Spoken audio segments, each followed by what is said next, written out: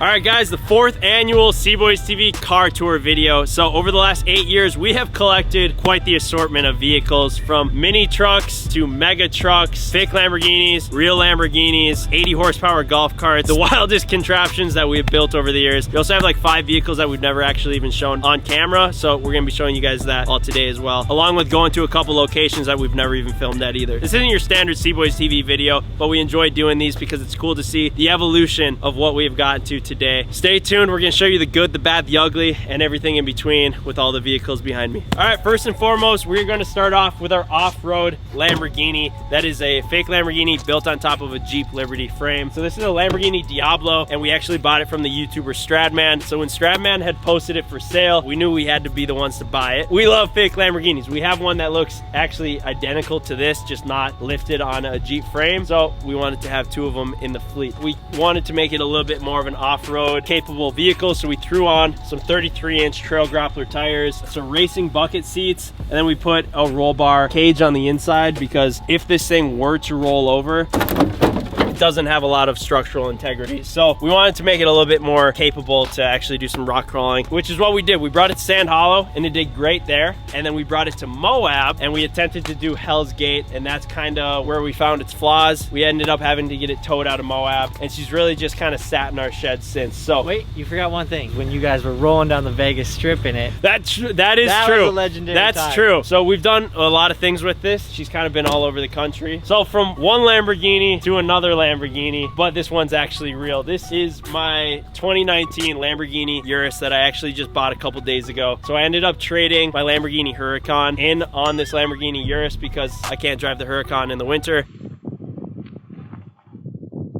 Living in Minnesota, you don't really have a whole lot of months to be able to drive a car such as the Lamborghini Huracan. So ended up trading her in for something a little bit more practical, or the winter beater, you could say, to mob around, which is gonna be really fun. So I bought this one because of the spec. I love the color red, had to get that. There's carbon fiber pretty much everywhere. So everywhere from the fenders to the bottom rocker panel, the mirror caps, the rear bumper, the rear wing, it's got carbon fiber pretty much everywhere that you look on the inside, along with this starlit headliner, which is really cool. I'm still trying to figure out how to change the color of it to something that's not blue or green. Like I said, I've owned it for 3 days and we're still working out the kinks. This thing is amazing though. It rides incredible. It sounds really cool. It backfires when I downshift. Yeah, I think it's gonna be a really fun car to have this winter. I plan on putting new wheels on it. I already got those on order, and an exhaust to make it really sound like a proper Lamborghini. Moving on to, I think, one of the coolest vehicles in the fleet that maybe doesn't get enough credit, our road legal boat car. So this thing is sitting on a Chevy Blazer frame along with the motor and the transmission, and then everything else was pretty much just stripped off of it to make this wooden Thompson boat fit on top of it. We did a wooden boat because we wanted to be able to just shave everything out from underneath it and around the wheel wells without dealing with fiberglass. Fiberglass is a real pain in the butt to work with, and I feel like it's just so classic. It looks like the classic SpongeBob boat car. And then moving on to the inside, we got a captain's wheel as the steering wheel. That is actually just like an Amazon wall decor, but it ended up working great for a steering wheel. And then we're running the Sea King outboard motor on the back because you obviously can't have a boat car without a proper motor on the back here. This thing may seem impractical, but it's honestly just like driving a convertible. After we built it too, we had a kid take his driver's test in it, just like SpongeBob, to try and get his driver's license. He ended up failing, poor dude, but it was really funny. On to one of our most pride and joys of the fleet, our Honda Hayabusa mini truck. So we bought 3 mini trucks about a year ago, and we found out really just how awesome mini trucks are. And ever since then, we've been pretty obsessed with them. So with this one, it was just a bone stock white Honda mini truck that has probably been used for flower deliveries for the last 30 years. And we completely stripped her down, tore the motor out, tore the transmission out, painted her red, threw some white wheels on it, and then threw a Hayabusa 1300cc motor in the back here. And then just to make it even better, we threw a turbo on it as well. This thing has got around, we think, like 230 horsepower, which is so much horsepower for how light this thing is, and really just how sketchy it is. And then we also threw a drift stick in it. We thought that we could make this thing into a drift mini truck, which is a terrible idea.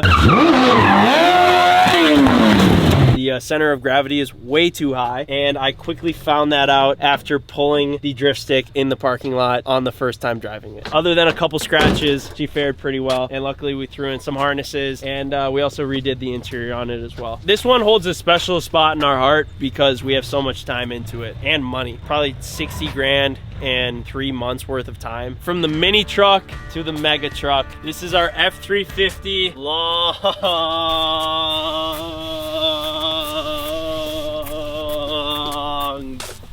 box. So our friends over at Custom Offsets actually sent us this truck for free, which was extremely nice of them. Shout out Custom Offsets for coming through with that. When we got it, it was actually just a F350 limo. So we ended up actually doing a spaghetti wine night in the limo after we had gotten it, and it toasted out the interior, which ended up being okay because we gutted the interior and we made it into the world's longest pickup truck. She's on an 8-inch BDS lift, 26-inch forged Archon wheels on 37-inch tires, rock lights, front and rear bumper, and arguably my favorite part is the bullhorns on the front. This thing is an absolute beast. Oh, it's also deleted and sounds like a fighter jet.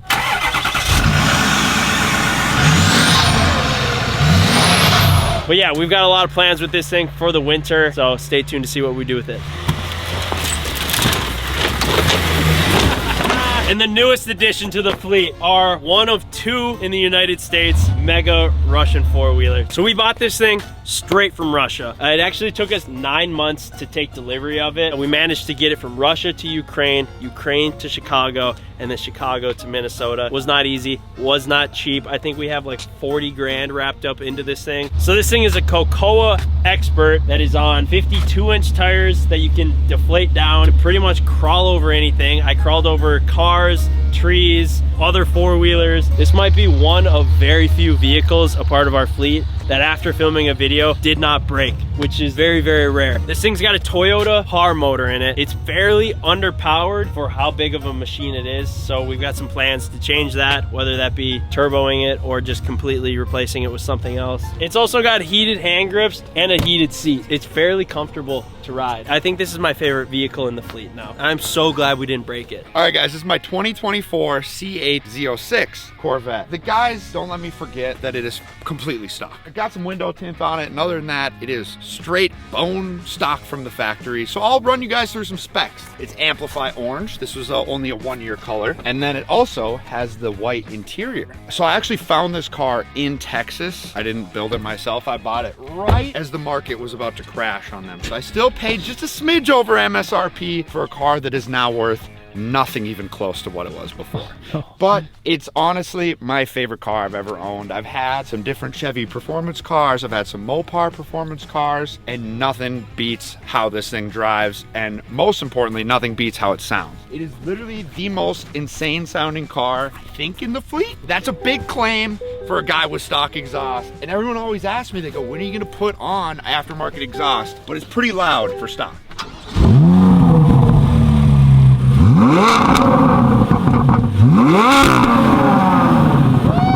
Exactly what a Corvette guy would say. They're perfect exactly the way they left the factory. It is. Some genius way smarter than me made this. I will eventually get some wheels for it. When I bought the car, the wheels were on back order, so I decided not to, and then now I regret my decision to wait. So one day, hopefully next spring, this will have some wheels and it won't be a stock old man's Corvette. Next up, we have our 2024 F250 Platinum.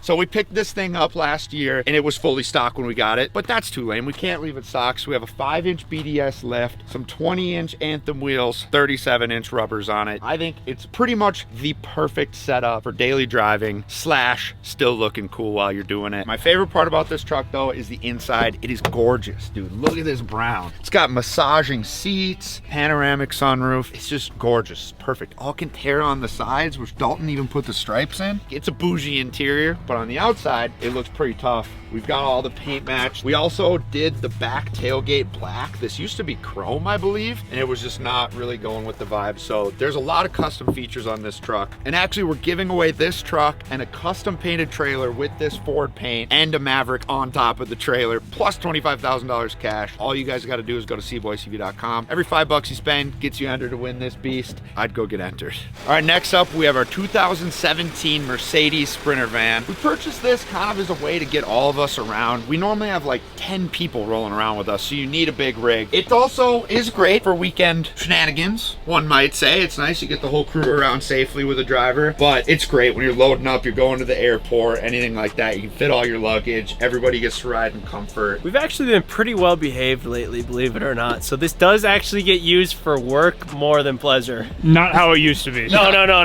It's been a pretty drastic change. Yeah, the Sprinter's the absolute best though. It's actually a diesel, fairly small diesel, but a turbo diesel engine. So it has the torque to pull around a trailer. It sounds good. You roll up with a diesel, not a little 4-cylinder ticking away. So Mercedes actually doesn't build them this way. It got sent to a company and they outfitted it.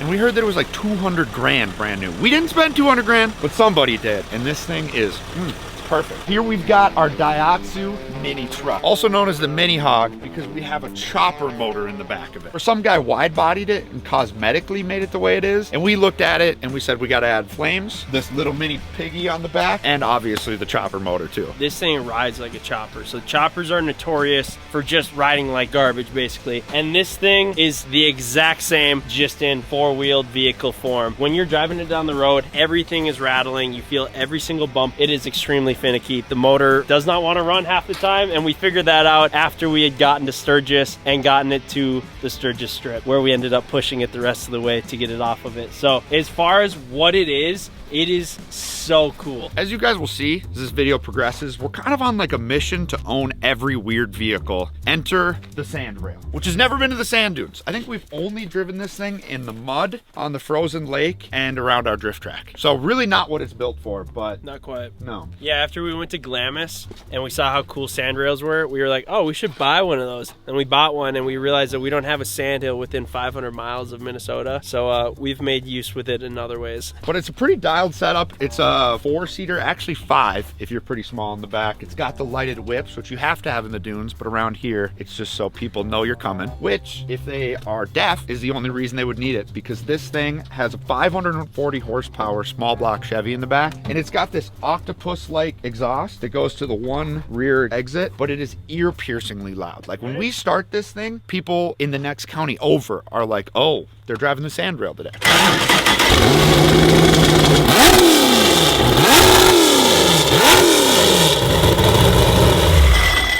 It probably is because we don't use this thing the way it's intended, but I would say time enjoyed to time spent wrenching on, this is probably one of the worst vehicles that we own. I would agree with that. I would also say that this is maybe some of our worst money spent. I think that we've probably gotten back maybe a quarter. Sometimes investments are good, sometimes investments are bad. Speaking of bad investments, Mike, you want to take over? Bro, you really gonna set me up like that? Yeah, I mean, this right here is my Subaru WRX STI converted. It's a 2003 bug-eye. It's the reason I don't have a supercar. So last year, right around this time, I crashed it into a green electrical box. I brought it to the body shop and then just started running up a bill and fixed everything and replaced everything. Painted it with a Honda S2000 yellow, so I had to keep it yellow, but the new yellow is 10 times better than the old yellow. Got it back to primo. We got carbon fiber, lip, splitter, new headlights, new taillights, rear diffuser. I think the craziest part about this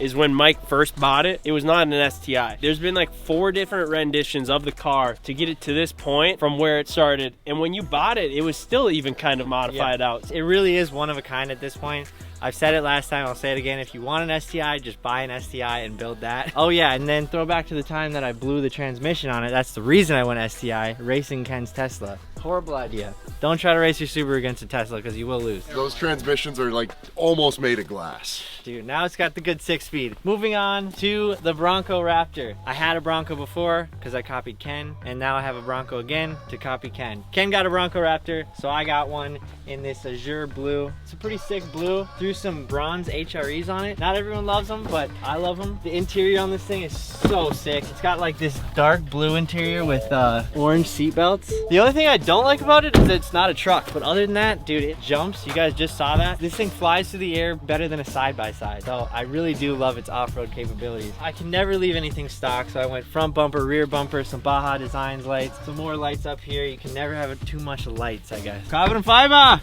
put some of that on, paint match the mirror caps. That's about it. Moving on to a vehicle that I actually used to own, the dually Ranger. We love Rangers around here. I really love Rangers. I used to have a Ranger as a winter beater, and then we took it and we turned it into a dually, and we're like, this is sick, but it didn't have the power that it needed. So we slapped a Cummins in there. It's the only thing that felt right. This is a 4BT Cummins. Dude, it's like a tractor with the red wrap. Another staple on the channel, honestly. It's actually functional as well. This is kind of like the workhorse around here. When we need to pull a heavy load, we hook up the Ranger to it. And it works every time. Another great part about it is that it's a manual. Can't beat that. It's got some sick vision wheels on it. The bed stack. Dude, it rolls good coal. Half the reason we even built it was so we could pull our big boat around, and it does that just fine. This thing's a beast. Speaking of beasts, this Ranger is not one. This Ranger could not be more rough around the edges. This thing has some sort of V8 in it and really bad shocks. Right now we're running the American Force mall crawler wheels. We got those from Custom Offsets. Blew the box off. This thing is seriously rough. We bought it unseen. Basically it showed up and we're like, man, this thing looks awesome. Started driving it. It rode so rough. We realized that the shocks are seized. You can't adjust them. We just have to get all new shocks for it. And unfortunately, they didn't show up in time for our video with it this year. But we're determined we're gonna make it run good, jump good, and all that. Hopefully next year. You gonna be something someday, buddy. Most people would say, you guys should just maybe just throw that thing away and start fresh. But we don't get rid of things. Yeah, that's not how we do it. So this is my 350Z drift car. It's got a 5.7 LS motor in it. Some of you might be bummed to see I took the turbo off. Everyone's like, dude, you should just take the turbo off and actually learn how to drift. So that's what I did. No boost, just straight motor. We still got plenty of power. This is the most entertaining car on the channel. Not because of what it can do, just because of what it does do. It starts on fire or it'll blow out coolant somewhere. You never know what's gonna happen when Mike gets behind the steering wheel and turns the key on this thing. You really don't. Unfortunately, those days are hopefully over. I guarantee they're Fingers not. are crossed. As long as this thing sits in the garage and is on the drift track, those days are not over, Mike. But yeah, dude, they really seriously cleaned it up. Had all the wiring and everything cleaned up here, so no more 350Z dash, just the Holly. Got these blue seats, 6 steering wheel, Pokemon shifter, e-brake, standard drift car. Of course with the park bench. Some people too tell me to take it off and I'm like, I ain't never gonna take the wing off. Right here is my Kawasaki Mule. This is the workhorse around the shop. I got this from my grandpa Stanley, RIP. This thing is one of many things that I've bought where everyone's like, Mike, why'd you buy that? And then a month later, everyone's like, this is kind of nice. It happens very, very rarely that we say that. But yeah, everyone was kind of skeptical when this thing showed up in the lot. We didn't know you got it from your grandpa Stanley right away. But we're like, what did Mike buy now? But then we started driving around and it's actually one of the best utility rigs around here, just for bopping around from shop to shop. You can fit the camera gear or just multiple people in it. Dude, it's like the best. I will cherish it for as long as it runs.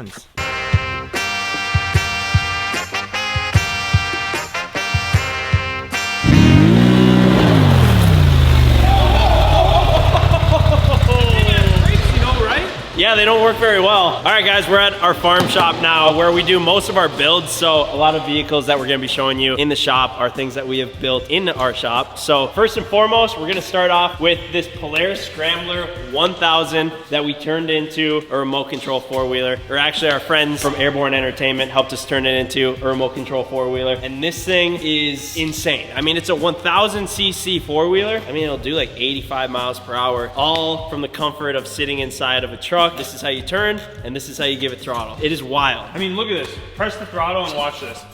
It's amazing, but it's also extremely tippy because you don't have the feel for it. If you turn that too much, it's going to roll. Like if you were riding this thing, you'd never be going full speed and just crank the wheel. You kind of forget all riding capabilities, throw those out the window, and you go back to the 7-year-old self driving an RC cart around your house, and that's exactly what this thing is. After I had drove it, I toasted it out pretty bad, or well, you could say our test dummy Randy toasted it out pretty bad. I broke the steering on it, most of the plastics, and the handlebars were all bent up. So we ended up replacing all the plastics on it, trying to fix the steering, but now we're still running into issues of how to get it to like steer perfectly. So when I let go of this, the wheels should go back to 0, and they don't right now. So it makes it really, really difficult to drive. So we gotta work out the details on it. So moving on to the very first cross rocket in the lineup. This is a Yamaha R1 on top of a Polaris Timber Sled snow bike kit that we had converted over last winter. So we'd done this once before with an R6. Honestly, we just found that it didn't have enough power power is pretty much just first gear all times, and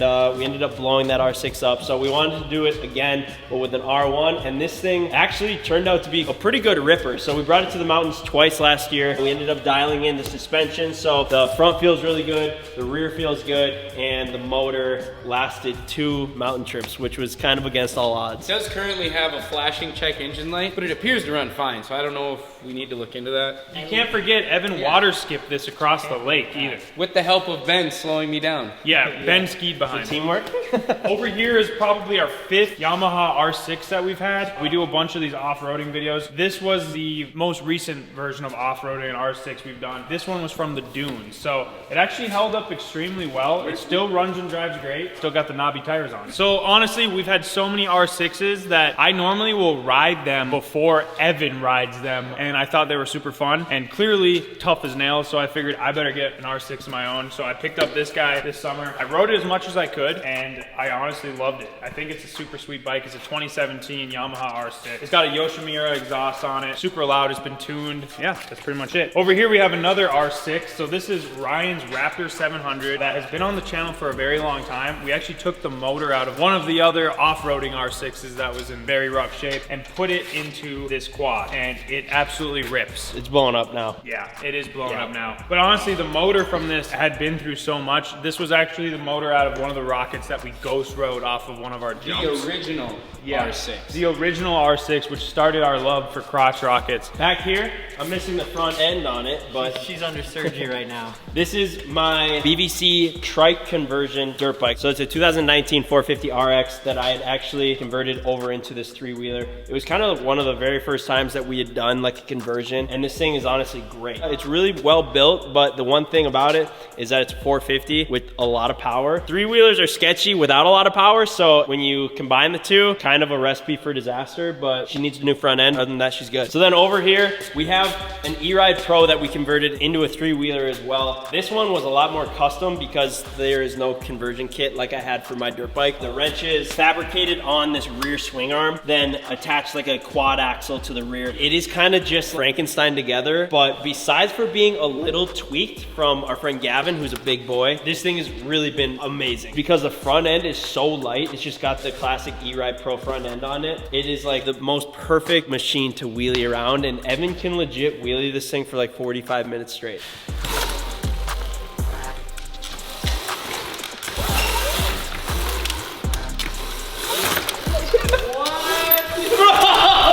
This year and this summer was really like the summer of e-bikes. We really love these things. Now we've got a 3-wheeler version of it. So going over here, we've got a couple of the contraptions actually up on the shelf. So we'll hop on the forklift and we'll tell you about them. All right, up here on the shelf, we keep some of our prized possessions out of harm's way from any late night shenanigans that can happen here at the shop. So first off, we have a 1985 CR250. This thing's an absolute ripper, but it's got like a lot of things about it that are pretty weird that they don't do on bikes anymore. Like they have the chain and sprocket on the opposite side of the bike, and the pipe is also on the other side of the bike, and then it's got drum brakes. So although it looks really good, it's not like the best bike to ride because it is kind of sketchy. But this thing was like completely restored before we had bought it, so we want to keep it super nice because I feel like it is really cool to look at. And then in the middle here, we have a cooler cart that we had put Mike's CRF 150 motor into without him knowing, actually. So shout out Mike for letting us keep it in there. But this thing is pretty sweet. It's got a cooler on the inside,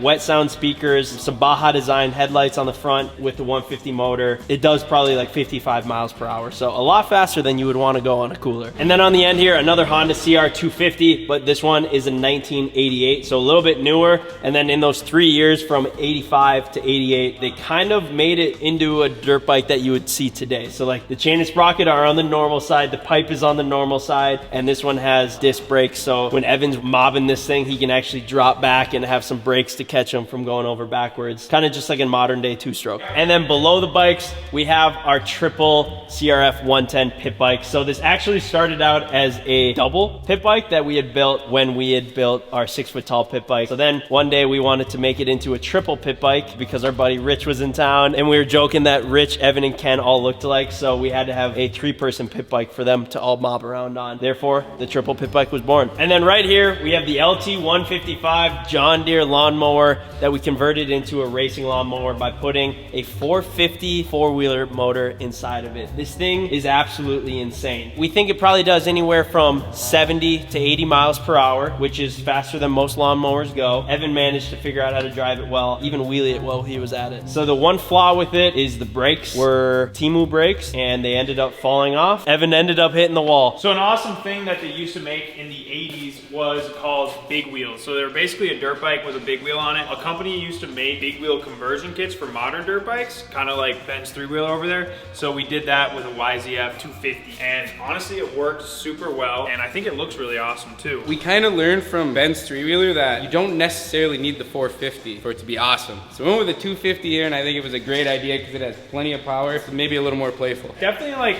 weird though riding it, like with that wide of a tire. It's just more bike. It makes it a lot heavier. Feels a little more like an ATV than a bike that you can so easily roll onto its side. You actually got to turn. Speaking of heavy motorcycle dirt bikes, onto the Harley-Davidson Sportster. Whoa, the Honda-Davidson. Correction, the Honda-Davidson Sportster. So this is a Harley-Davidson that we recently acquired from a kid that had built it with a Honda dirt bike front end on it, Honda plastics, a Honda rear fender on it. So we haven't done anything with this yet. You guys are getting a little sneak peek of it. But yeah, we've got some plans to mob this thing in places that a Harley-Davidson should not go. If you're gonna have a Harley-Davidson dirt bike, you better have a crotch rocket dirt bike. So we took one of the motors out of one of the R6s, put it into this YZF 250. Honestly, we haven't been able to use it yet. It's still kind of in some test and tuning, but going to be insane. I am so excited to rip this thing. There's been a ton of people that have done rocket motors in dirt bikes, but they're usually super purpose-built hill climb bikes, drag bikes. This one I think is as close as we can get to a standard MX 450 bike with a rocket motor in it. It's gonna be sick. When we were building it, Big Wrench was like, well, it's gonna be really heavy, so I mean, you're not gonna be able to jump it. And we were like, that's the whole point, Big Wrench. It's supposed to jump. And he was like, oh my gosh. So we made it, so hopefully she can get airborne. And then over here we got a YFZ 450 that we electric swapped. So we took one of the motors out of a Stark Varg dirt bike, which is basically the fastest production dirt bike. 80 horsepower, insane. They work super, super well. We love the Stark bikes. Basically, we just put it into this quad and made the first electric quad. So I mean, like, it works so good and it's so easy to ride. Like, it just...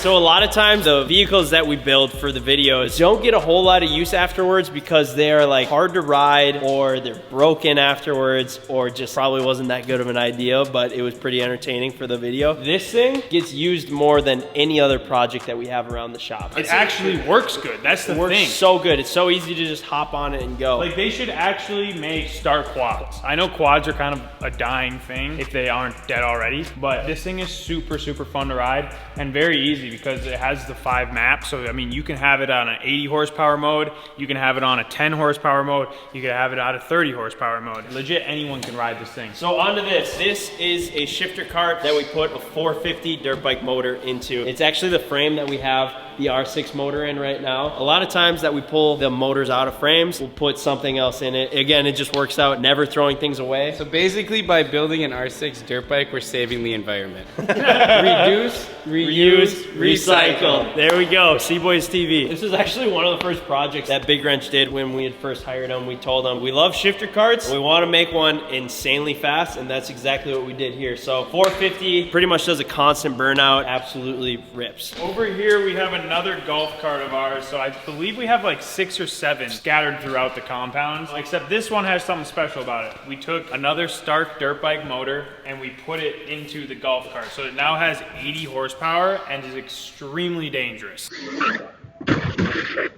But it works incredibly well. It is dangerous being that it has so much horsepower and goes really fast. We think it probably does about 75 miles per hour, but it feels really solid. I mean, I know that's crazy to say being that it's a golf cart, but like it feels better than it should. Yeah, it feels better than it should, but it still will flip on you. If things went bad, they would go really bad really quick. Yeah. Well, as Gavin found out. So initially our plan was to actually put an R6 motor in the golf cart, big surprise. But then we were thinking about, we're like, well, if we go reckless golfing and we have a crotch rocket motor screaming out out there, we are going to get kicked off so fast we won't even be able to make a video. So we came up with the idea to swap the Stark motor in, which was actually way easier than swapping an R6 motor in. Because believe it or not, they're pretty plug and play. There's like 3 harnesses that you connect and then you're just ready to rip. Big Wrench did this in like 2 days. I think it's safe to say it's probably one of the most publicly accepted builds that we've ever done. Everyone that's ever seen this absolutely loves it. This thing wheelies too.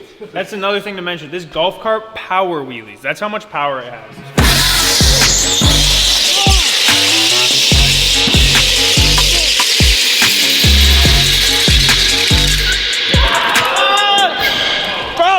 Best thing we've ever built. Anything you swap a Stark motor in works way too well. Moving on over here. This is our GMC 1500 with a Duramax swapped motor inside it, and it's been built as a drift truck. So it's got an angle kit on it, obviously the hood stack, an e-brake inside. It's a 5-speed manual. Thing absolutely rips, except right now it has a blow-in rear end. The only thing that this thing's truly missing is a bow tie. I'm not sure what's up with this lettering on the front, but it's really close to literally the greatest truck of all time. You know it's good when Evan even approves of it. So this thing makes about 550 horsepower. The fact that this truck started as a V6 gasser and it turned into a Duramax drift truck is pretty crazy. This is a really special truck. Yeah, so when we bought this, we actually had him wrap it before he delivered it because you know us, we love red. And then plasti dipped the wheels white, which I think look really awesome. These wheels are really cool. The red on white combo is hard to beat. Above the drift truck, we have our fake Hoonicorn that we purchased this last spring. So this was a tribute car that was built in honor of Ken Block's legendary Hoonicorn car. The thing had a couple different renditions, but the very first time that the Hoonicorn was taken to the market was this livery. So we actually flew to Michigan and purchased it from a guy that had spent the last 4 years building this into the car that you see here. So it started out as a 1967 Mustang, and then the guy kind of just Frankensteined it together to make it with, I think, like a bunch of Crown Vic parts. So it's like a Crown Vic front end, and then ended up putting on the fender flares, and then he put a 2nd gen 5.0 motor inside of it. We think that it had around 500 horsepower. And then when we got it, we redid the inside. We put new seats in it, a new steering wheel, an angle kit on the front, a new suspension for the drift track. And then on the first day with the drift track, I was driving it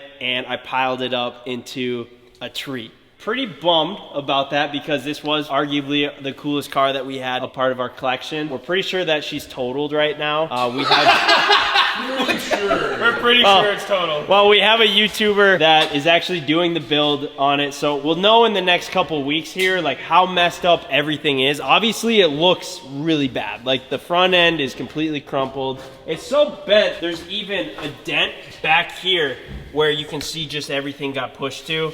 But we're hoping that the frame just needs a little bit of straightening out. The motor can just kind of go back into place and they can replace the fenders and everything else that's broken. But hopefully she'll come back to life. But we do actually have plans with this car. So like Ben said, we're gonna have the whole body fixed, and then we are going to twin turbo it like the real Hoonicorn was in the later stages. It's going to come back. And I'm never driving it again. Yeah, maybe not Ben's gonna be driving it, but moving on though. Speaking of fake cars, this is a fake Hoonicorn. This is a fake Lamborghini Diablo. It was actually the first Lamborghini that had ever been on the channel because we couldn't afford a real one. So this car we bought for $22,000 and it went super viral. It made more money than we had spent on the car. This is like one of our best investments on the whole channel. Normally, buying a fake Lamborghini is a terrible financial decision because first off, you can barely even drive this thing because it just doesn't work that well. For us, it was more so a joke. A lot of people think it's real when they see it around here at least because there's no other Lamborghinis other than the ones that Ben is driving. Yeah, it's just been awesome. We took this thing to Las Vegas and drove it down the strip and valeted it with the other green fake Lamborghini, which was one of my favorite things we've done with it. Super cool car. Don't ever buy a fake Lamborghini. If you can't afford a real one, don't buy one of these kit cars because they're terrible. Take my word for it. Check this out though.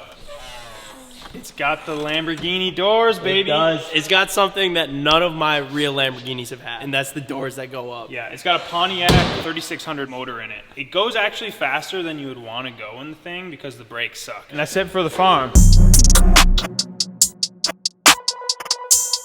All right, this is my 2023 Ford Bronco Raptor. It's got 37-inch Nitto tires on it with Vossen wheels, and it's got full catback AW exhaust, still with the Valvetronic on it, which is super nice because you can control it straight from the steering wheel. It's also got the blue and orange interior with the carbon fiber. It's absolutely beautiful. All right, and then moving over here, this is our forklift we use for the merch building. It's super helpful. Some kind of Toyota, runs on propane. I think the craziest part about this forklift is that it has 8,000 hours on it. They repainted it before we bought it, so it looks brand new. Like every time we buy something that is not fun to purchase, nobody wants to buy it. So we usually try and find like the best deal on it. So when this one popped up with 8,000 hours on it, it was pretty cheap and it looked this good, we jumped on it. All right, and then probably the most controversial vehicle on the internet is my Cybertruck. People love them, people hate them. There's not really many in between, but it gets a ton of looks. The Cyber Fridge. Dude, anyone that hates on this thing hasn't drove it. I'll say that. This is like one of the coolest vehicles to drive. I was pulling out of the car wash this morning and the dude just looked at me and shook his head. I think it's pretty sick. Nothing drives like it. It is a dream. I got 35-inch Nitto tires on 22-inch Vossen wheels. Just with a little bit of poke, it's perfect. It's so easy to do donuts in. On a little bit of snow, it just doesn't, like, until I get bored. It really does everything. It even drifts on the drift track. Pretty basic interior in there. It's just black and white. All the Cybertrucks are all identical, so. Ken is very tainted by his Tesla amenities. The final vehicle we have back here is my merch van. We use it every week, picking up clothes, sending stuff out. It didn't come this way. We did get it wrapped, or you guys wrapped it. So. Why'd you pull the part off the back though? The stickers on the back were a little aggressive. We had on the back, orders aren't the only thing I'm packing. So Ken would pull up, hop out, people like, man, this guy is really cocky. I thought that was a little aggressive to roll around the neighborhood. It's the truth though, it's the truth. This is a perfect example of spending our money on something that's not cool, it's not fun, and how can we make it content? So that's what we did. And now this thing is everywhere. It's a rolling billboard. We're at the main shop now, and I'm gonna show you some of my rides. This one is, I think, my favorite, 1985 El Camino with a 350. She's sitting on 24, so if you guys saw, we surprised Evan with his dream car. It was originally black, we wrapped it, lifted it, and then threw the 24-inch wheels with the rubber bands on. Every hood rat that is driving around in an El Camino needs to be donked out. But the interior is absolutely mint. It's all been redone. It runs flawlessly. Evan's got the two 12-inch subs in the back. With wheels like this, you gotta have at least two 12s. He's even got the dice. The dice were hanging off the mirror, but the subs rattled the mirror off of the windshield, so I gotta hang them on the shifter now. So next we got our 2014 Subaru WRX that we rally built, which really just means we put some shocks and wheels on it, called it a rally car. It's funny because this was almost the same car that I was driving when we initially started the channel, except mine was a 2011. It was the same color, and I'm not kidding you, I treated the thing like it was a Rolls Royce. Like I parked in the back of the parking lot. I didn't drive it on gravel. I was super careful about like not scratching it or beating on it too hard. So it was weird when we went to go film the Subaru video, we actually got to go pick these up and just drive them like we've always wanted to, straight off the lot. I mean, it's even got the stickers still. And as you guys saw, Evan jumped this thing. I mean, it was one of the biggest jumps I've ever seen with a stock Subaru like this. All she needs is a fresh bumper and she'll be ready to hit the track again. And next up is my favorite truck ever. A 2012 Ford Raptor. You don't have to say that, Ev. You don't have to lie and say that you like it. I mean, it's no Chevy. So we surprised Evan with this Ford Raptor. He hates it, but it has never let you down. The thing's a beast. I just love how good you just take care of it though, Ev. You know, obviously it's got its second car wash of the year, but then the interior is just flawless. All the garbage, man. That was just from the last drive down. I was hungry, I had some snacks. I didn't clean it out yet. Yeah, you're almost as bad as Gavin. So anyways, this truck started out silver. We wrapped it, threw the wheels on it, some dope new tires, fresh headlights in it. Thing's a trusty old steed. Like, I mean, honestly, you cannot kill a Gen 1 Ford Raptor. Our friend Jake has two that have been over 300,000 miles. I mean, they're just beasts. So that's why I had to get this Ford Raptor, which according to Evan is not as cool because it's a V6. It's just not as cool. Yeah, so anyways, it's a 2020. Did some modifications to it. I had to put my own touch, you know, I can't leave anything stock. So obviously I got some aftermarket windshield wipers. I believe those are Rain-X. And then over here, shorty antenna. Look at that, that thing's probably what?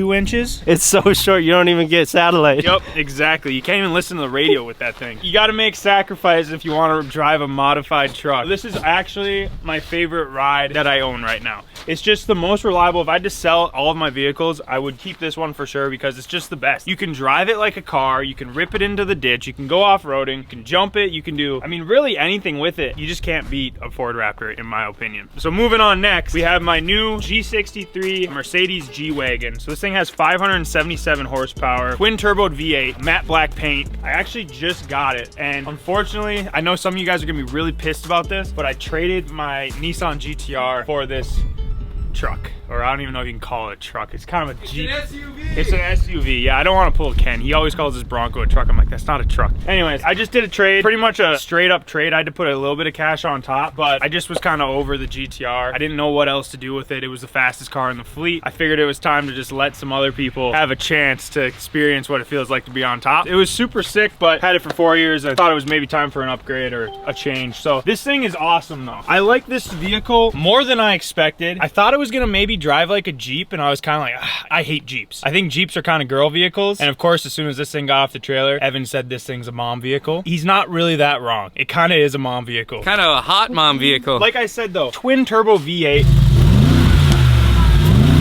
It needs an exhaust, but no, seriously, this thing drives way better than I was expecting. Like, you can rip it around corners and it doesn't feel tippy. It looks like it would be super tippy, but it just weighs so much and has a low center of gravity. You can kind of drive it like a sports car. I don't know, really cool. I think we got to race it against Ben's Urus. I think he's probably going to beat me, but like I said, I think it was time to just let him have it for once. Moving on, my Mitsubishi Evo X. This was the last year that they ever made the Evo. So if you guys are familiar with Subarus, back in the day, Mitsubishi used to make a tuner car, which was basically the rival to the Subaru, and they were always better than the Subaru, in my opinion. They had better motors. They were just more of like a track car. They were faster, you could build them up, make more power out of them, and I always loved the Evos, but they costed more, and they didn't make that many of them. They're kind of hard to come by. So anyways, I picked this one up. It's a 2015, last year that they ever made the Evo, which is kind of a shame because it's an awesome car. So quick little run through of what I've got done to this thing. Carbon fiber ground effects everywhere. Got the Vortex generator up here, which I think is super cool. It's slammed down on Tyne coilovers on these Enki RPF1 wheels. Brembo brakes, of course. Got the Recaro seats on the inside with the 5-speed transmission, of course. Very rare spec for the Evo. They normally didn't make them with leather seats or the sunroof just because the target market that is buying a Mitsubishi Evo is like a younger guy and they maybe don't have that much money, so they generally just made more of the cheaper ones. She's got a full exhaust all the way back NVIDIA. Of course, got the ETS intake, Turbo Smart blow-off valve, upper intercooler piping so those don't explode. And yeah, she makes about 400 horsepower. Not a ton of power, honestly, for today's age. 5-6 years ago, it was a lot, but nowadays, everything's just gotten so much faster right from the factory, it's tough to keep up. But yeah, love this car. Don't plan on selling it. It really will be a collector. So moving on. So this is a T76 skid steer. We worked with Swanston Equipment out of Fargo, North Dakota on it. So they actually hooked this thing up, and then we threw the wrap on it. We have a new one coming, actually. They're wrapping it right now, which is good because I'm not kidding you, this thing gets used more than most things that we own. I mean, this thing's like an extension of your body. You might have to replace the seat before we give her back. Other than that, she's been a great unit. Might be a total loss after you've been driving this thing. Yeah, Evan likes egg salad, if you know what I'm saying. So something that's really cool about this skid steer though is that you can actually connect it to an app on your phone, and then it turns into a remote controlled skid steer. It's just amazing the technology that they are putting in these things nowadays. So looking forward to getting our next Bobcat. All right, on to arguably the nicest vehicle a part of the fleet. Just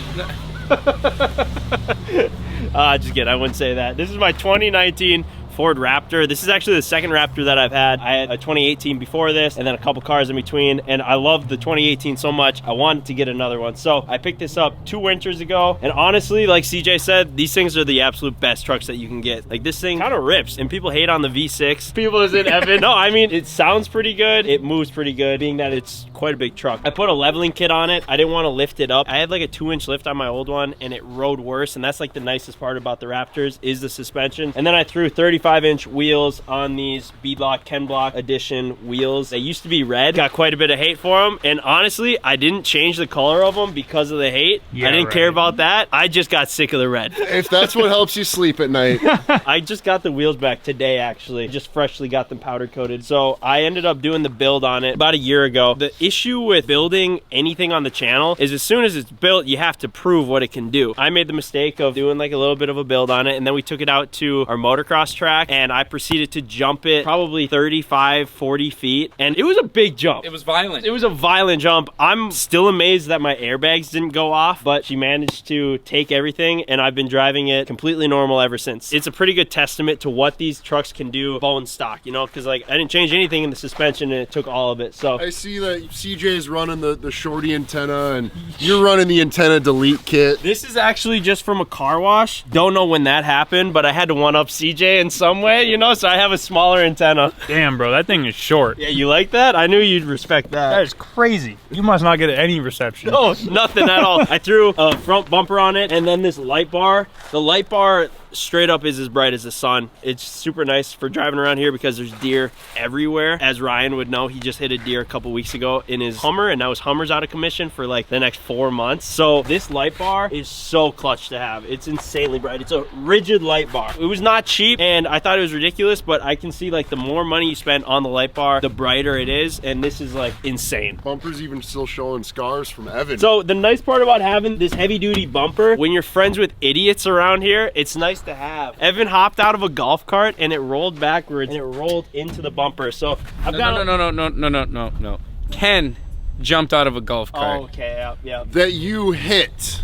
I rightfully jumped out of it. All right, it was somebody's fault. There's a little bit of stuffage on it right here, but that's all right. That's what bumpers are for. I really only did that because I had to even out what we did to the rear. Right. This was a team effort. Yeah, on the rear side of the truck, another bumper with some LED backup lights in it, which are great, and a hole in the box and a hole in the bottom of my rear tail light. And that is from me being a good friend, pulling out my buddy Evan. Just hit it! Ooh! Holy shit. Basically, I had it like a bunch of slack in it, and I thought it was tight, and he was like, just hit it. Thought the rope was tight, wasn't. I pulled the front hook off of Evan's Chevy, and the hook came through the back of my box, and it exploded out this side. Like, really bad. So I got it quoted out, and it was like $5 grand to get fixed. Honestly, I didn't care that much. I might replace the taillight, but the box is fine. It adds a little bit of character. So yeah, absolutely love the Ford Raptor.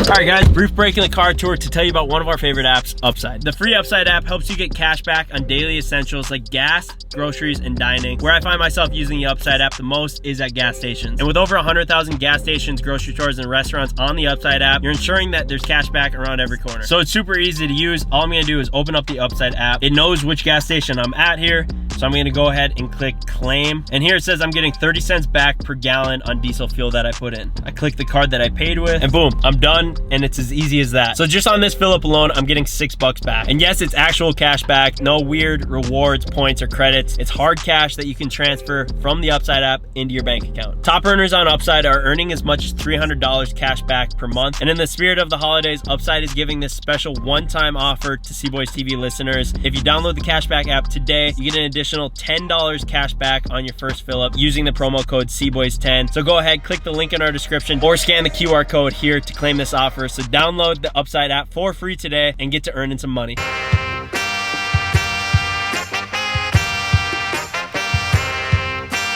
All right, moving on inside at the shop. First off, we have our Maverick R XRS. We just purchased this as part of the giveaway. So we're giving this thing away along with our F250 and this on the back on the trailer. So this is a 2024 Maverick. They reconfigured the front end on these things. You either love them or you hate them, but I promise you in person, it looks so good. It's just like aggressive, dude. The little bit I have drove it, it just feels amazing too because it's so wide. It's 78 inches wide versus the Maverick that we had before this was 72. So you're not as likely to roll it because we have managed to roll every single Maverick that we've had. Cockpit on this thing is an absolute dream.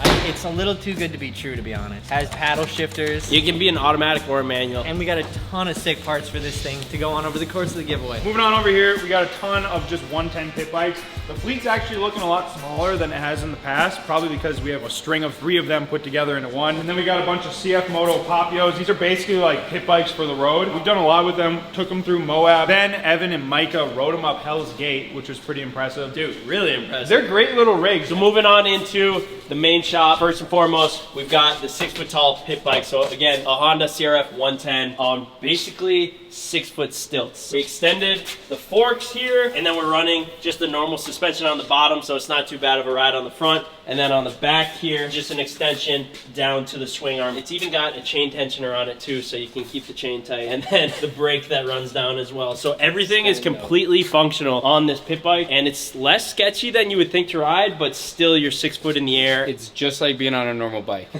you just can't stop. Yeah, you have to have a safe spot to stop, otherwise you're tipping over and that shit's gonna hurt. As crazy as it is, we've had this thing out quite a few times. No one has tipped over on it yet. So moving on to the main bay, we have our scoot ski. So this is a Seadoo jet ski that we put a moped on the inside of it. So it's a jet ski motorcycle, or the scoot ski as we like to call it. It's got a 400cc moped underneath it, and the thing actually rips. I think it'll probably do like 60, 65 miles per hour. I think it does 80. 80? Yeah. Oh my gosh. Yeah, Okay, yeah, it goes really fast for a jet ski that is on land, but it's really cool. We brought it to Sturgis actually. Surprisingly, bikers in Sturgis love this thing. It's a real head turner. Dude, it got just as many looks as all the other wacky vehicles that we had in Sturgis, but this thing is awesome, dude. It's such a cruiser. Moving on to the Harley-Davidson motorcycle that we have sitting here with the sidecar. So me and CJ's grandpa was diagnosed with cancer, and me and CJ shaved our head with him, and then we thought after being bald, you can't be bald and not have a Harley-Davidson. So we got this Harley, and we got the other chopper, and then we had to have the sidecar put onto it so me and CJ's grandpa could also roll around with us. We ended up bringing this one to Sturgis as well. We had the camera guy riding in the sidecar, and it ended up being like a lot more practical than we thought. It was a hit. And really good news on our grandpa. He actually just called me today and told me that his PSA, which is like a rating for your cancer score, is at 4, which is average. So he was at 240 initially this spring. So he's been beating it, and he's doing a lot better now. So thank you guys, because I know a lot of you guys were commenting and you're wondering how he's doing. He's doing great. He appreciates all the love that you guys have been sending, and he reads all the comments. So thank you guys so much, because I think that really helped with him just recovering and being where he's at today. Shout out Grandpa Ron. Over here though, we got the Harley-Davidson Street Glide. Had to get the one with flames. Like, this is a Harley. Thing sounds amazing. I don't know what kind of pipes it has on it, but we initially picked this thing up to throw a timber sled kit on. Evan rode it in the mountains. It worked way better than you would think. It didn't even really get destroyed too bad. I mean, the fairing was messed up, but we could fix that. The only drawback to this being a Harley snow bike was how heavy it was. Like, when it got stuck, dude, it was stuck. It was like, hey, I have a cow stuck in the pasture. Can you boys go get it? That's Literally. how it felt getting it unstuck. I mean, it didn't go over the snow. It just plowed the snow out of the way. Dude, sick Harley. Lamest part about it, this windshield. I wanted to say that the whole time. Who put this windshield on? I didn't put it on, but I ordered it. Why? I don't know. I thought it was in the pictures. It looked more purple. Said great, purple. Mike? Mike, you should just know it's Cheeto. Over here, we got another Wive Z450. Great quad. Pretty much stock. It's got an exhaust on it. Sounds really good. Sounds like a 450. Over here, we got Justin's Suzuki LTR. It's no longer Justin's though, because Mike bought it from him. If you guys go back 8 years ago, when we first started the channel, Justin was riding this thing. Just a pretty legendary quad. So it's a 2006 LTR 450. Suzuki doesn't make quads anymore for pretty good reason. It stood the test of time though. For being an early 2000s model, it doesn't look any different than the brand new Yeah, Wife. it is shockingly OEM. All this OEM parking brake stuff, OEM like this, you bars. normally roll the wheeler and brake that stuff by now. Justin took great care of it. And Mike doesn't ride it because he has way too many other vehicles to ride. You know that this quad is from before we were even YouTubers by the fact that it has a sticker that just says C-Boy. Not C-Boys, not C-Boys TV, just C-Boy. That's pretty wild. And then over here, we got a Banshee 350 two-stroke. Problem with Banshees and just really old two-strokes in general is they're super finicky. So, I mean, you're always kind of messing with it, but I think it's dialed in now. We threw some MX suspension on it because honestly, Banshees weren't necessarily made to jump. So they needed a lot better suspension. We tuned it, we threw some better pipes on, some new plastic, tried to make it look as fresh and new as possible. I think my favorite part is the eyeball covers here. Awesome vehicle. It's a collector. They don't make them anymore. And then it also has an extended swing arm, but this is a 2001. Like I said, they don't make Banshees anymore. Kind of hard to come by. To come by a clean one is even harder. Real quick though, this is Randy, our test dummy. Dude looks like he's been through it, and he has. So just real quick shout out to Randy. Moving on over here, we have Mike's CRF 150R that no longer has a motor in it because we took it out of it and put it into the cooler cart without Mike knowing. So she kind of just Put this in the dumpster and make room for the good bikes. Dude, honestly, she sits here as a frame now. The only thing I could think about doing with it is putting an electric motor in it, and at that point, we would still hate it because of all the other awesome electric motor stuff we have. Moving on to the Sherco Trials bike. We picked this up and we put together a trials bike course around the compound where this thing ended up falling into our pond. Nice part about it, you just pull the one spark plug out of it, kick it over a couple times, throw it back in, and she's good to go. Over here we got a super clean gas 85. This was actually used for a video where we had a sidecar on it. We also had a YZ85. Worked pretty good, not super practical. That's why it's not on there anymore. Over here we have 8 e-bikes, all a bunch of different sizes. The E-Ride Pros on the end here. These are probably what we use the most. They're pretty much just the modern day pit bike dirt bikes. We have so much fun on them. Electric is kind of just taking over our lives this summer. They've saved our ass so much, like our neighbors are actually so stoked. Dude, they're seriously so much fun and you can really just rip them anywhere. And then an e-bike that's got about 10 times the power of those e-bikes is a Stark Varg over here. So these are the craziest production dirt bikes that they make right now. They have 80 horsepower and they are fully electric. My comparison to this dirt bike is if Tesla were to make more like the tech on it is insane, the torque on it is crazy, and it's just like so sleek and so put together. We've actually had like 6 of these bikes now because we end up keep taking them apart, like the YFZ 4-wheeler or the Stark Swap golf cart. They just work super well, insanely fast. We got more projects planned, but this is Evan's Cheeto bike version.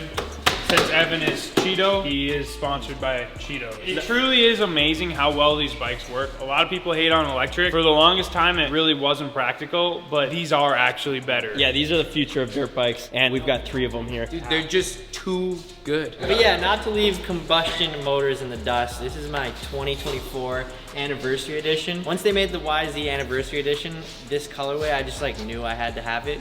And yeah. He likes it, he buys it. Yeah. And it hasn't gotten a ton of use because we actually just got a lot of bikes this year, so I was trying a bunch of different stuff. We got the purple wheels on there and, you know, some exhaust. I think the coolest thing that this thing has done was doing wheelies through our local mall. Oh yeah. Thanks, Mike. Evan wheelied this shit to Zoomies. That was so crazy. This is a 2023 KTM 300 SX. I'm not really sure why I ended up with Vikings graphics other than the Vikings won the first 6 games of the year and I was pretty pumped on it. So like, let's get the Super Bowl this year. Shout out to Randy Moss. And then as soon as he posted that he had the graphics kit, they lost. Well, so yeah, let's maybe not do that. That was tough. They did lose 2 in a row, but they also came off a bye week, and everybody knew you're gonna lose after a bye week. Yeah, that's what he's standing by. Don't blame the bike. Over here, my 2023 Honda CRF 250R. Great bike, but our cameraman rides it and crashes it every single time he rides it, and it's all bent up.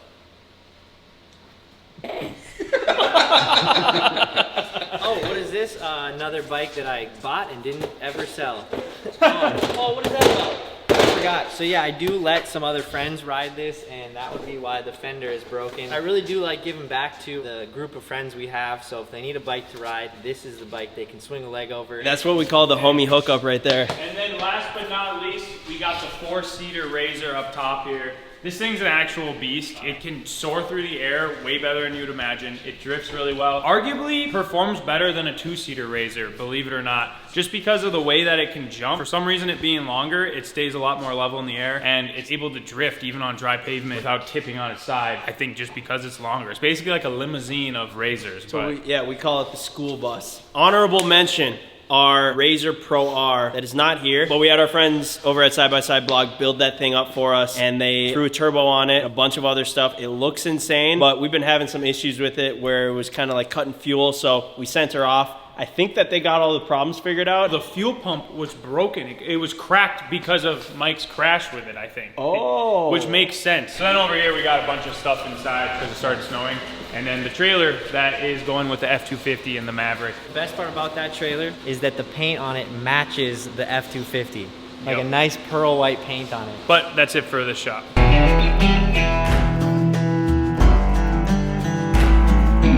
Buddy, eyes up, okay? And up there, you will see my early 2000s Hummer H2 that I picked up just under 2 years ago as a winter beater, because at that time I had a Camaro, which wasn't very good in the snow. I picked up that from the local used car lot, and contrary to what the boys would say, she never let me down except for the couple times it didn't start. Never let me down except for the times that she did. Yeah, so anyway, I threw some nice wheels on it and drove it around for the winter, and then when summer came, after a whole season of it being made fun of, no one else would buy it from me. Even on Facebook Marketplace, everybody just knew that it was a pile. I don't think anyone wants the Hummer H2. Yeah, I don't know if it's I think your it's a Hummer cool H2, car, it's but I just- think also they got a bad rep. Hey, you did hit that rainbow rail. I did hit that That rainbow was rail. actually sick. Yeah, that's true. And I mean, we talk about how we don't know how far the engine could make it, but I bet you it still runs right now up there on that you pole. should pull it down, Ryan. Well, before it went up on the pole, we actually turned it into a pontoon as a summer vehicle, strapped a motor to the back, took it to the sandbar. Everybody loved it. Actually made a better boat than a car. Yeah, it really exactly. did. Yeah. It did. And Ken got some chicks on it, some hot moms, so I mean, that was good. It's always nice to see your friends succeed. And then after that, we put it up on the pole, and then I forgot to put the windows up when it went up there. It's probably a bird's nest or Bro, something it's a now. penthouse It'd for an be eagle ultimate, or something like that. ultimate bird's I nest. can see from here the headliners flapping in the wind. The most amazing part is that it has not fallen down yet. It's just sitting there. It's not welded to the pole or anything that is strapping it to the pole. It's just sitting there. And we've had some gnarly storms. Well, it might need to come down because once again, with my electric Hummer, which you guys will not see because it's in the shop because I hit a deer with it, I don't have a winter car.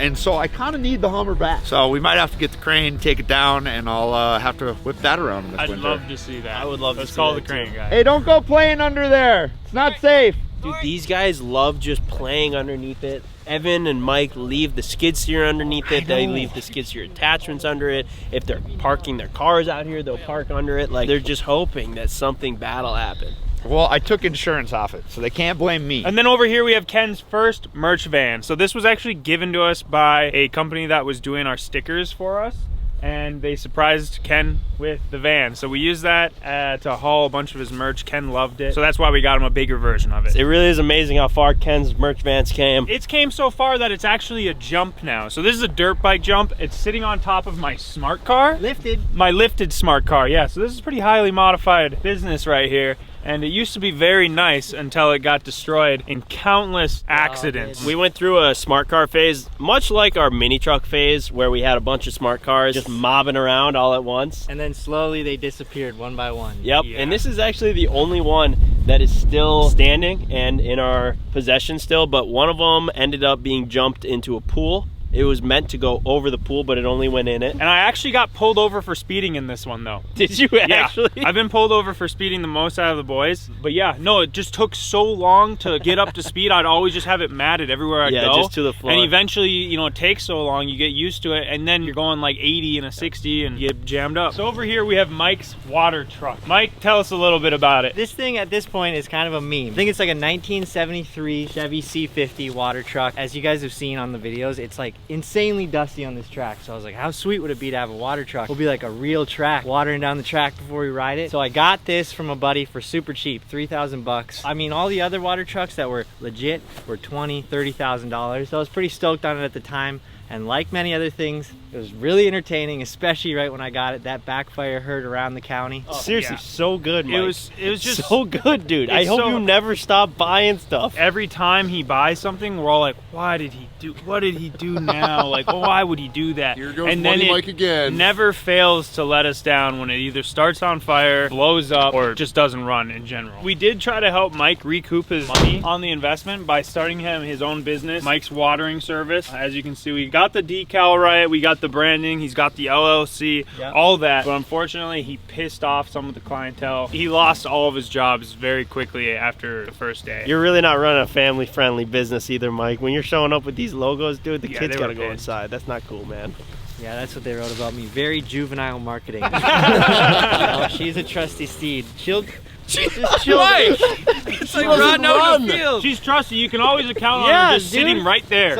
Evan comes out here sometimes and just chills in there. It's great. It's kind of just more like a park bench than a truck, though. Yeah, exactly. No, that's what I mean. It's like it's so many things, and right now it's here for looks. Dude, I think it serves a purpose, you know? We have a ton of vehicles in the fleet that don't serve any purpose, Mike. And honestly, bro, most of yours do. But if you didn't have us, Mike, to at least make content out of, you'd have like a really big problem on your hands. Yeah. All right, and on to our limo that has been forgotten about. I'm gonna be honest. It's sitting back here looking pretty sad. This was our second limo that we ever had. Believe it or not, we've had 3, which is pretty ridiculous. We just love the limos because there's something about them, especially when you're partying with everybody. It just hits right, man. Like, you're gonna have a good night if you start off in the limo. The whole reason we got into limos to begin with was because our very first limo, we saw it on Facebook Marketplace for like 3,500 bucks. And that was what changed our life forever. We bought this one for I think like 5. I think it was 6, but we got our buddies Mark and Tint to go in on it with us because $6 grand for a limo that...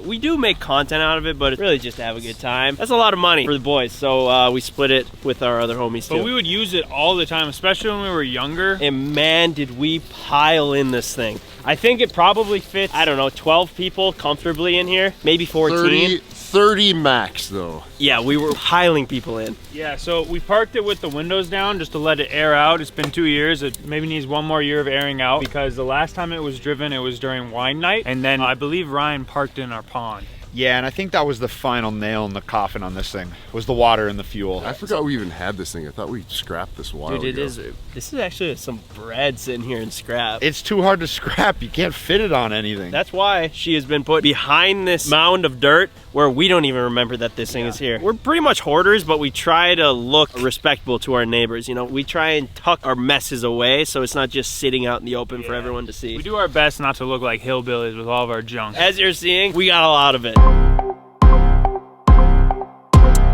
All right, so we're here at kind of our secret storage unit. We don't really film here. All we use this for is just storing stuff that's typically out of season. So we got a bunch of stuff behind us right now that we'll show you as well. But inside, we got Ryan's boat, Ben's boat, basically just a ton of snowmobiles here. Well, hold on. Don't brush over Mike's jet ski. This thing gets used about once a year. Got used once this year, once last year. It's a lot of fun, and you know we don't get rid of shit, so that's why I still got it. It's a 1989 SX 650, worth about $1,000. And it pisses off all of the boys because it sat in the farm pretty much all summer, and I think even last year, and we just constantly have to move it out of the way. This thing needs to go. Still, Mike, like everything else that you have that doesn't run, very entertaining. It did make a lot, honestly, when you hit the loading thing this year, that made up for all of it. And you rode it in the limo. Yeah, that was amazing. Yeah, that was right when I got it. There really has been some legendary moments with this thing. It's not that bad, I guess. All right, on to the snowmobile. So this is a Polaris Indy VR1 850. We got it last year, so it's a 24.4 miles on it. Last winter, we got 0 snow, so as you'll see throughout the tour of the snowmobiles, most of them have either 1 season's worth of miles or 0 miles on it. So another sled that has 0 miles on it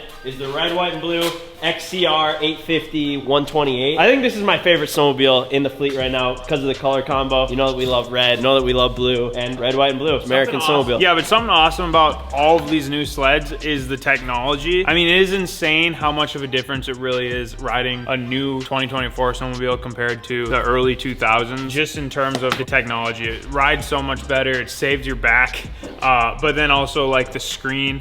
I mean, you can connect your phone to it. And then you can see like where your boys You can see where your friends are at, but like all of them rip. Pretty much all of our sleds that are new are 850s. If you have a decent track on it, you can pretty much wheelie all day. But we still find ourselves riding the old ones more than the new ones, it seems like. Dude, the trusty steed. So this is our Pro X 440 race sled. 2004, I believe. So we wanted to do like an old versus new video with the new race sleds and the old one. And honestly, this thing is great. Besides for having absolutely 0 suspension after we brought it to our friend Levi LaValle's Tri-5 race last year and we blew out all the suspension in it and lost the windshield and also doesn't start anymore. We got a couple of minor problems to work out before the winter season. But yeah, this thing's great. We've really found that you can spend a ton of money on toys or you can spend not a ton of money on toys boys and have equally the same amount of fun. This thing is absolutely insane. So this is a 155 Polaris Chaos Boost. So it's got a turbo on it directly from the factory. So this is a mountain snowmobile. You're really not supposed to ride it around here just because of the track. So it's got 3-inch lugs on it. Around here, way too overkill, but out in the mountains with a 155 and a 3-inch lug on it and the Boost turbo, it's like a straight up wheelie machine. Like when you're riding it around, you really don't need skis. Like it's so good. Straight from the factory, which is really cool that they're putting turbos on snowmobiles now. And then moving back here, this is Ryan's Mastercraft wakeboard boat. It's an XD23. Great boat. We've had a lot of good times in this. Yeah, this is kind of a boat that turned the boys into men. Learned how to party a lot in it. Yeah. I don't know if it made us into men, but we definitely had a good time with it. And then back here, this is my 2020 Supra SR 400, all black on the outside, and then it's got red interior, which is really sweet. Red lights everywhere. I absolutely love this boat. So that's fun to have in the summer. If we come on out here, we have the rest of what was jammed in this small little building. Starting with our jet skis. These are Seadoo Spark tricks. They're one of the cheaper jet skis that you can buy in the market, but in our opinion, the best. They are so freaking tough. They don't have fiberglass bottoms. They're like this ABS plastic, which means you can just hit whatever you want with them, whether it be ice, rocks, jumps. We've done so much with them. I think we've rode them, honestly, in the winter more than we ride them in the summer. They really are indestructible. For being a plastic hull, you would think that as soon as you hit the ice, it'll just shatter. Knock on wood, we haven't had that problem yet. I mean, they do break, but luckily we just bring them to U Motors and they fix them. The reason they break is truly because of our own doing. It's like you mess up the prop or like you suck some rocks up in it. I think the only thing we've ever broken on these is the impeller. And the seat. Ironically enough, we always joke that Evan breaks the seats by just sitting on them and farting on them, but he actually snapped the seat in half after he jumped it that one time. The cool part about Sparks is it's basically everything that you'd want with a jet ski, and you can just wheelie it non-stop. Then over here, we got some of the rest of our snowmobiles. I'll let you take it, Mike. Dude, this thing, although we haven't got to experience it yet, a 2024 Titan Adventure. Best part about it, it's like a utility four-wheeler with a track and skis. Yeah. I don't think I've ever heard this thing run. It straight up sounds like a four-wheeler. We'll make some good use out of it this winter if we get snow. Like taking camera gear, tugging stuff on the lake, off the lake. Yeah, it's got a hitch on the back, dude. Like this thing is gonna be a beast as a film rig and just getting around. I can see this being your trail rig, man. It's the best. It's even got heated seats in it. And heated grips back here. The passengers even got heated grips. A rear seat, though, on the back. The track is wider. Like, it really is the ultimate adventure. Honestly, this is a great sled. Moving on, we got another Polaris Assault Boost, so turbo 146. This was actually the first boost that we got that kind of just changed our brains forever of what a snowmobile could be. Basically the same exact sled, just different colorway. Over here we got another XCR 850. Over here we got another Assault Boost, so just another different colorway. Here's Ken's Assault, which doesn't have a turbo on it. Still crazy fast. Perfectly fine stock. And then here we got 1 and 2 race sleds. These things are identical. I think they're 2023 race models, and we actually blew both of them up. So we brought them to the sand dunes, which was a terrible idea. We brought them to Glamis out in California, and really all we did to prepare them for the sand dunes was throw this radiator with a fan on the back to try and keep it cool, circulate a little bit more coolant through it, and then we threw these vents on up here thinking that it would keep just like engine compartment and engine bay cooler, getting more airflow along with all the vents on the side,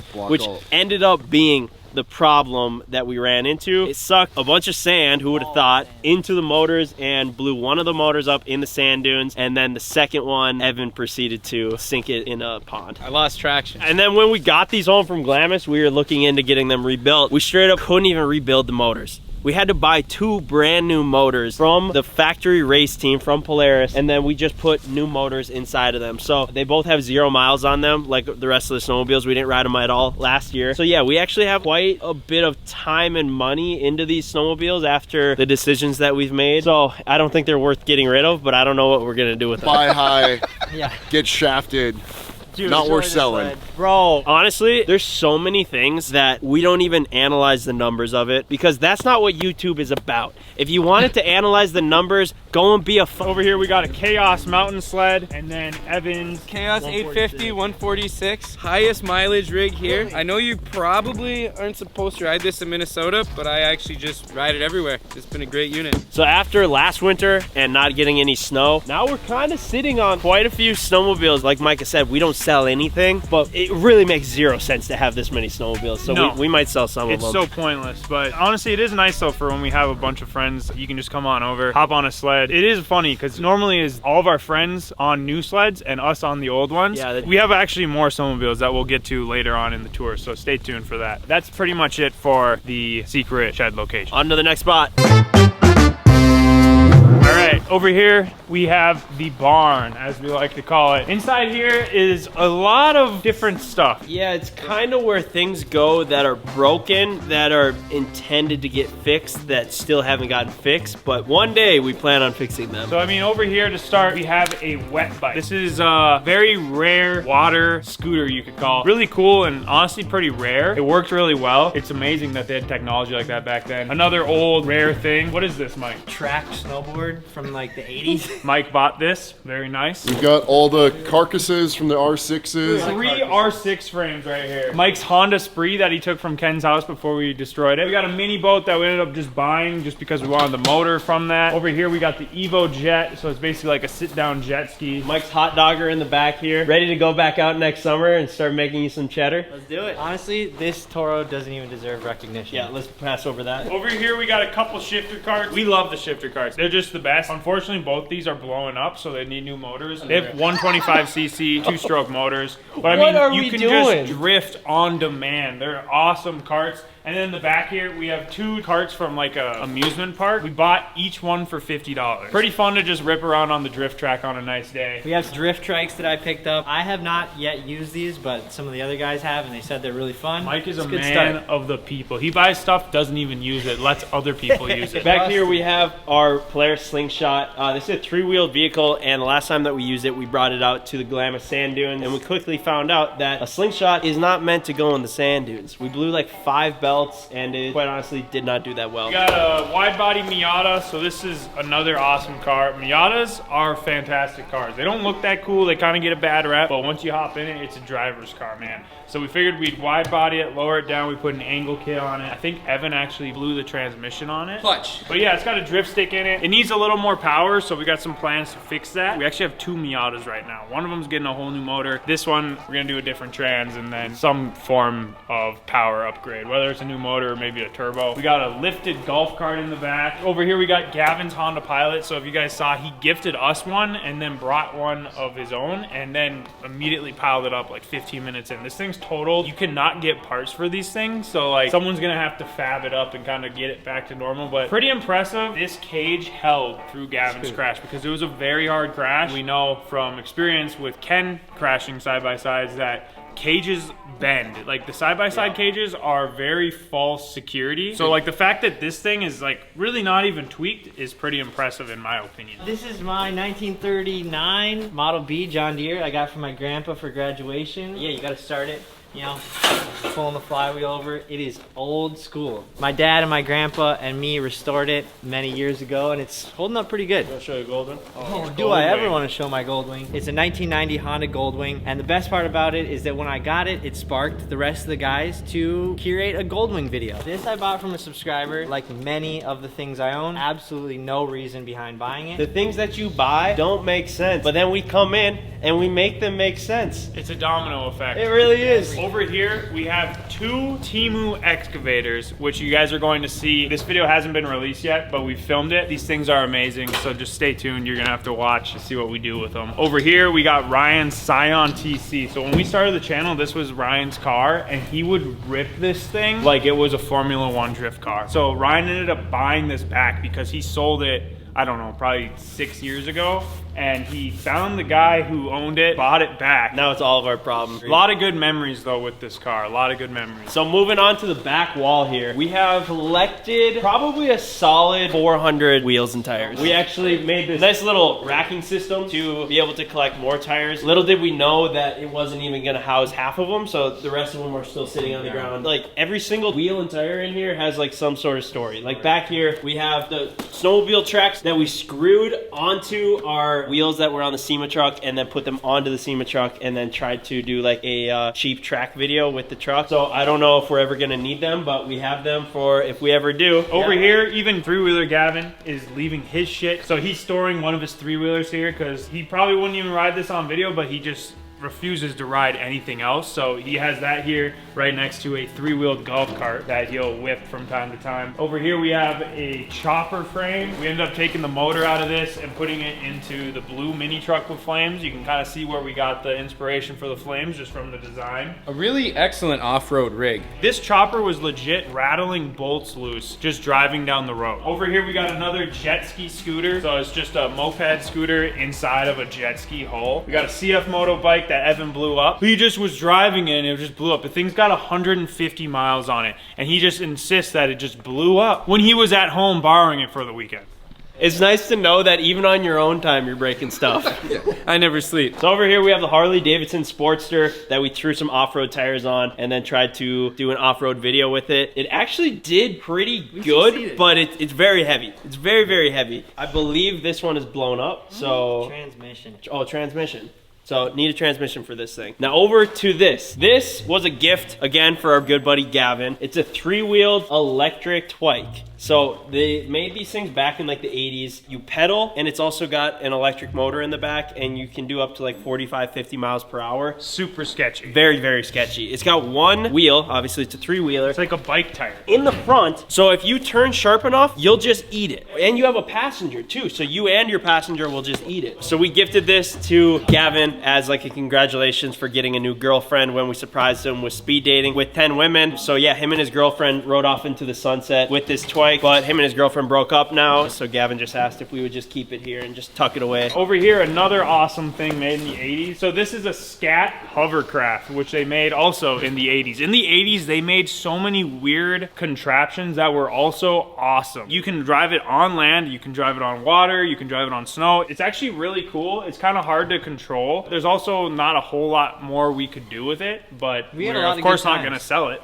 We had a lot of good times with it. Ryan had an awesome crash. Yeah, that was the best. Another golf cart here. We love golf carts. I don't even know how many golf carts we have. I think we have like 7. Over here we got the Scramjet. This was made in 2000. I think only made for 1 year. It doesn't work fantastically. It's interesting because our Evo Jet, which is basically a modern version of this, was basically a remake of this, except it works a lot better. Dude, let's not forget that Ryan and Ken were able to move pretty comfortably through the water. And sink this thing too. I'd say it's more of a torpedo than a boat. Over here we got 3 snowmobiles. The first one being a 500 Indy Polaris. And then this one here is a XLT triple, and then another XLT triple. These things have seen better days. Not sure why they deserve a spot inside the storage unit. A lot of things that are probably nicer are sitting outside, but... Like my quad.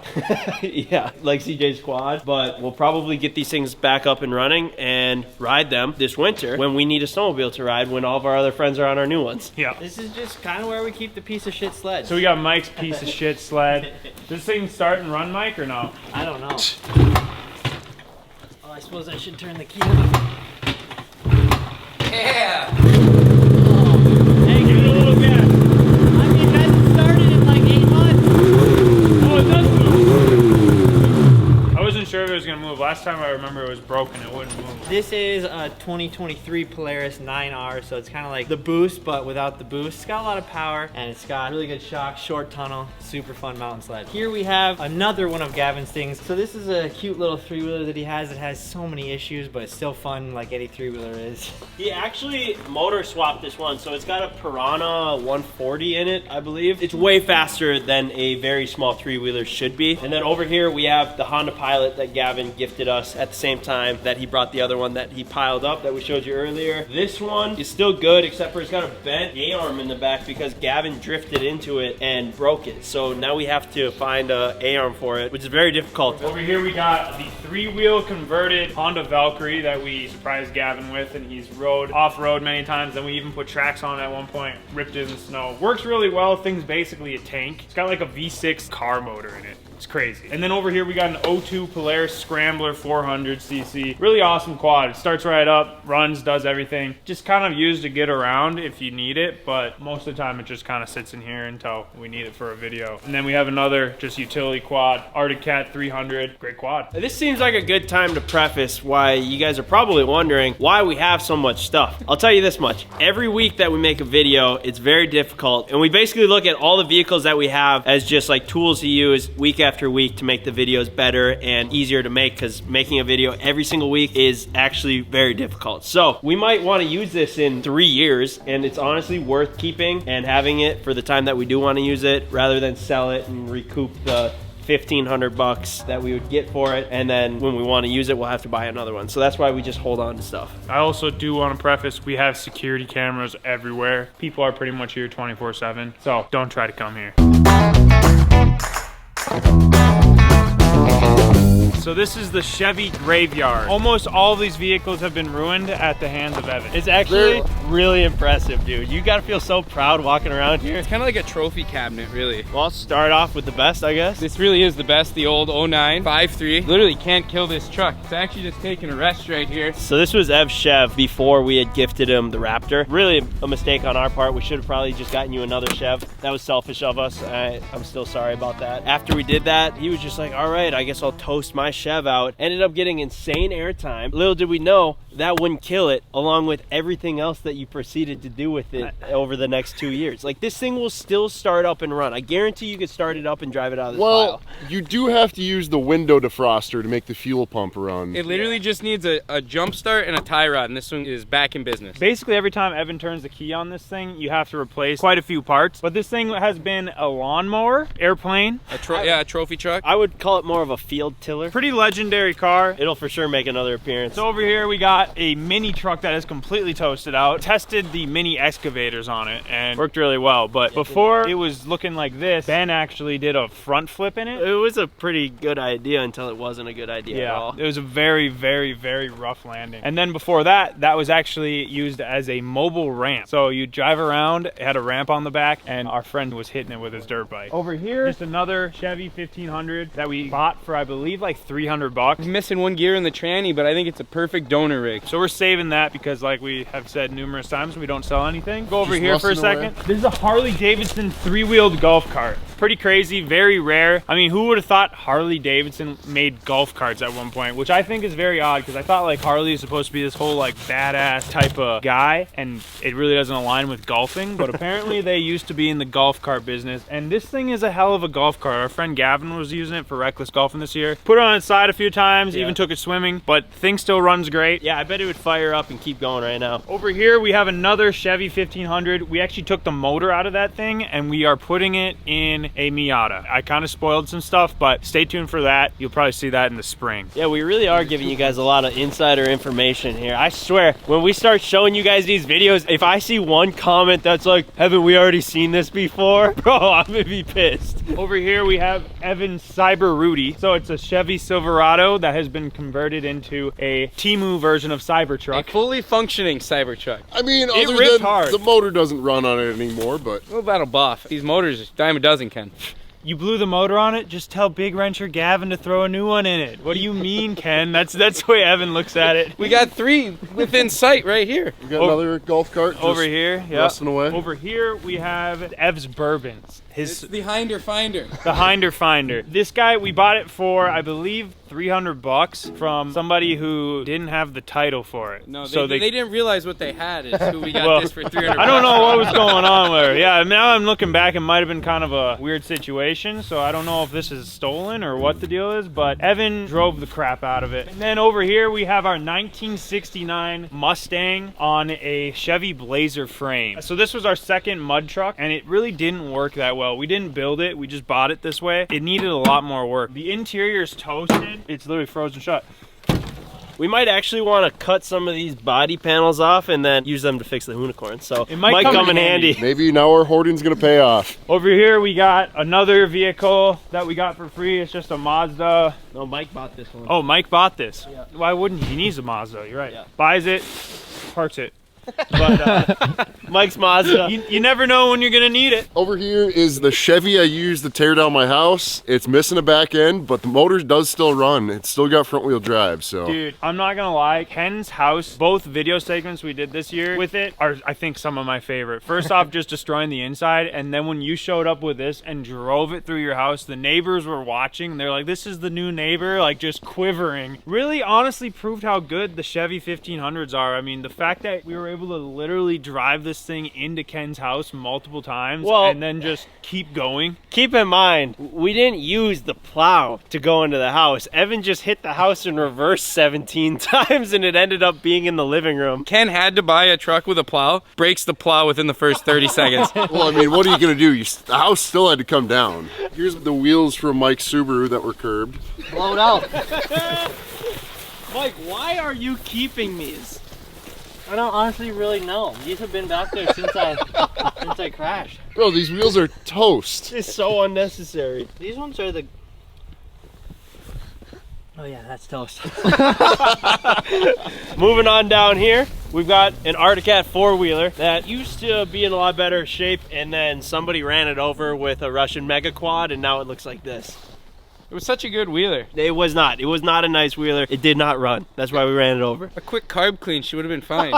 That's probably true. Over here we got my YFZ 450 quad. This thing's kind of a legend. I've had it for like 6 years. I traded my dirt bike for it. Video went pretty viral at the time, but it got dropped from a crane inside a box as a prank on these guys. So it's in rough shape, but honestly, it's been through, I mean, a lot. It got easy unloaded out of the back of a truck before. We're just gonna have to fix it up a little bit, but she'll be back good as new. And then over here is the PT Cruiser. I use as my campaign rig. So the nice part about this PT Cruiser is it's actually a convertible. What's better than a PT Cruiser convertible? Nothing. Nothing. We couldn't let Ken campaign without a campaign vehicle, and we spared no expense. Yep. Still we ended got up him this losing. one. He lost to a dog as running for mayor of Cormorant, which is the town that we live in. Is between Ken and 3 other dogs. We thought that we had it in the bag, and then he lost. Maybe I'll have to run again, and I'll have to get an SSR from the next campaign vehicle. There you go. Funny enough, it's actually the second dog to be the mayor of our town. Look it up, seriously. Cormorant, Minnesota, the mayor is a dog. All right, well, that's it for the 2024 vehicle tour. If you guys made it to this point in the video, thank you so much. I just want to say from the bottom of my heart and the rest of the guys, we don't take any of this for granted, and we would not have any of this if it wasn't for you guys' support, watching our videos, buying the merch,